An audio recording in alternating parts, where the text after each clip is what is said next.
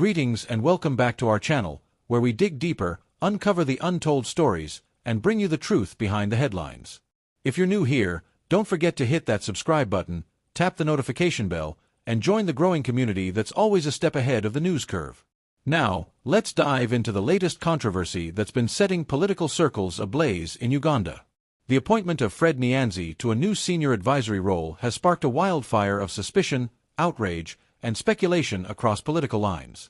What many expected to be a straightforward career advancement has morphed into a scandalous storm, fueled by allegations, political intrigue, and accusations of a grand cover-up. The phrase that now echoes across social media, talk shows, and street corners is chilling: "It's not a promotion, it's a cover-up."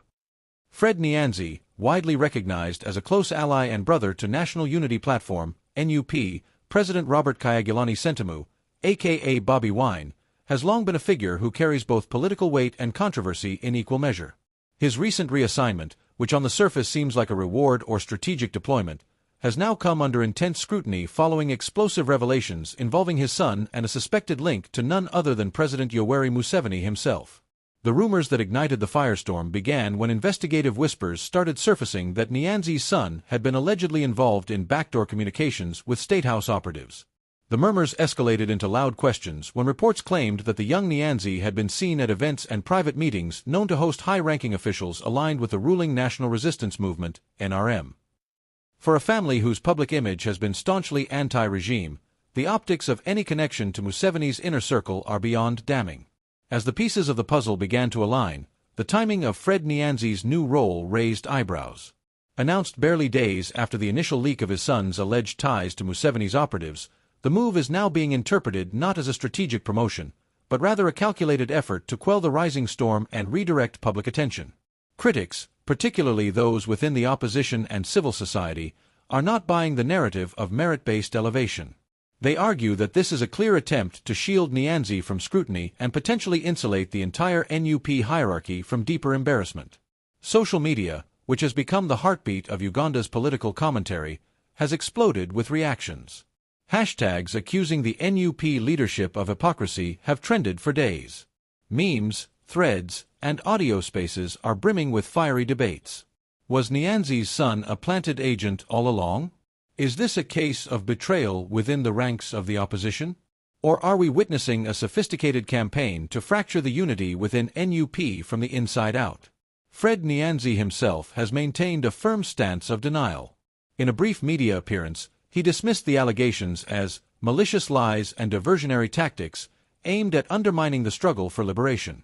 He further described his appointment as a new chapter in the resistance, vowing to use his role to continue challenging the regime's grip on the country. But skeptics argue that his silence on the specifics concerning his son is deafening.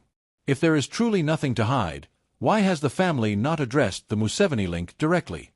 Meanwhile, Bobi Wine has remained noticeably cautious in his public responses. Though he has offered words of support for his brother's new role, he has not commented on the swirling controversy. This silence is only adding fuel to the fire. For a movement that has built its identity on transparency, accountability, and radical honesty, the lack of direct engagement on such a critical issue is seen by many as political self-preservation at best and complicity at worst. Insiders within the NUP whisper of internal frictions growing by the day. Some cadres are reportedly calling for a full internal inquiry, while others believe the entire affair is a carefully orchestrated smear campaign to dismantle the movement. Whether this is political sabotage or a case of leaders being caught in their own web of contradictions remains to be seen. But one thing is clear: this story isn't going away. Fred Nyanzi's new appointment is no longer just about him or his son. It has become a symbol of the complex, sometimes murky dynamics that even the most principled political movements must contend with. Uganda is watching. The diaspora is watching. And the youth, who have placed their hopes in NUP's promise of change, are demanding answers. So what do you think? Is this truly a cover-up meant to shield an insider scandal? Or is it another chapter in the ongoing war of political survival and media manipulation?